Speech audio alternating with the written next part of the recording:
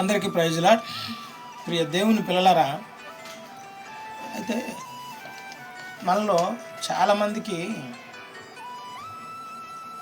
యాకోబు చంపబడ్డాడు, పేతురు దేవుడు దూత వెళ్ళి రక్షించబడింది, ఇది ఏంటి అని చాలామంది అనుకుంటారు. అయితే ఆయన అన్నిటికీ అధికారం గలవాడన్న మాట నిజమే కదా. ఇదిగో పాత నిబంధనకు వచ్చే వరకు రాజుల మొదటి గ్రంథము 19వ అధ్యాయము 4వ వచనం, ఏలియా మరణాపేక్ష కలవాడై బదిరీ వృక్షం కింద కూర్చున్నప్పుడు నాకు ఇక చాలు, నన్ను తీసేయి అని నన్ను మాట్లాడతాడు.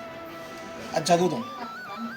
తాను ఒక దిన ప్రయాణము అరణ్యంలోనికి పోయి ఒక బదిరీ వృక్షం క్రింద కూర్చుండి మరణాపేక్ష కలవాడై, యెహోవా, నా పితరుల కంటే నేను ఎక్కువ వాడిని కాను, ఇంత మటుకు చాలును, నా ప్రాణము తీసుకొను అని ప్రార్థన చేశాను.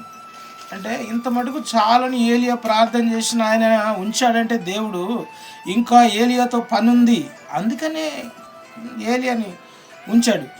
యాకోబు పని అయిపోయింది, యాకోబుని తీసుకెళ్ళిపోయాడు. పేతురు పని ఉంది, పేతురు ఉంచాడు.